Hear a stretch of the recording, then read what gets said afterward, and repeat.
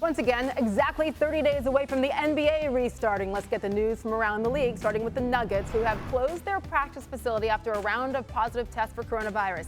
2 members of the team's 35-person Orlando traveling party tested positive before the weekend shutdown, while All-Star center Nikola Jokic previously tested positive while in his home country of Serbia.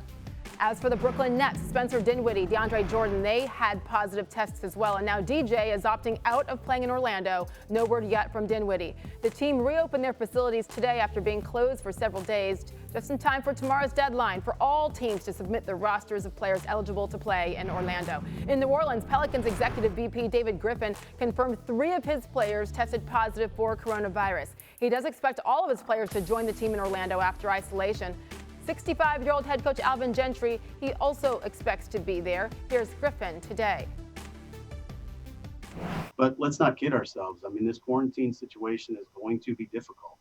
It's going to be a war of attrition to a huge degree from a mental standpoint. And we want to be the team that's most well-suited to take advantage of that. And so what we're asking our players to do is please don't participate in this unless you can do it mind, body, and spirit with every fiber of who you are. But we have no reason to believe at this moment that anyone will not go. I have no idea. I really don't.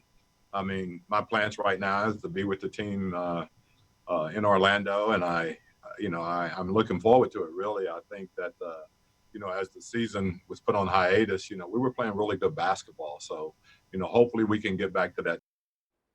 Adrian Wojnarowski is our senior NBA insider, joins us now live on SportsCenter. Woj, we just heard Gentry say he does expect to be there in Orlando, but he does fall into that demographic, frankly, at 65 years old. That means he is a little bit more at risk to contract the virus. So what else needs to happen in order for him to get cleared? Sage, not only does every individual who's going into the bubble have to give their medical history to a team doctor or a private physician, then it goes to those who are potential at-risk candidates in the bubble will then go to a league-appointed panel of doctors, and they will need essentially approval from them to go into the bubble. Right now, Alvin Gentry, Mike D'Antoni, Greg Popovich, 3 head coaches who are 65 and over are all hopeful to coach their teams. And, coaches like Doc Rivers and Rick Carlisle, the president of the Players Association, they've been very vocal about, hey, if every coach who wants to be able to coach here should be able to, and that the Coaches Association has stepped up, very strongly. There's no indication yet that the league is going to tell these coaches that they're not able, but they're all still waiting essentially for that panel to give them the green light to go in.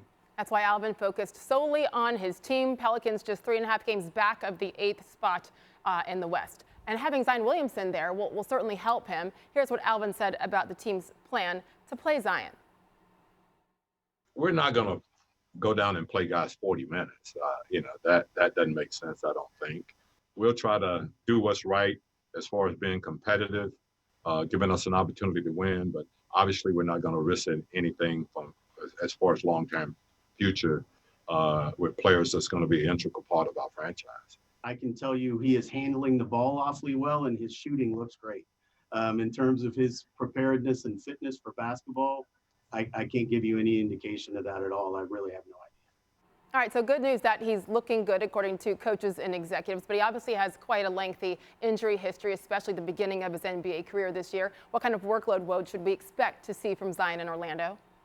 Well, New Orleans had been very cautious with Zion Williamson and bringing him back in upping his minutes once he did return. But this is going to be a real interesting part, Sage, of this entire, especially the 8 seeding games leading in.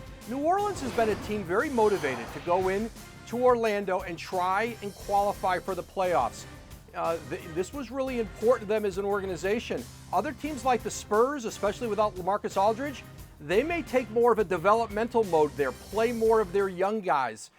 Making the playoffs isn't as great of a priority. It might be almost a glorified summer league, but I think with New Orleans, for all of these teams, how they start out in those seeding games and how much of an opportunity as they go in, they might think they have to make the playoffs, that's going to dictate minutes and how they approach it. Because if teams lose early and they think they can't get into that play-in, you're going to see lots of young players, very few veterans on the floor. I think New Orleans would fall into that too. When the league shut down, we see Zion's numbers right below you. They were excellent. 23.6 points, nearly 7 boards, and 2 assists per game in just 19 career NBA games.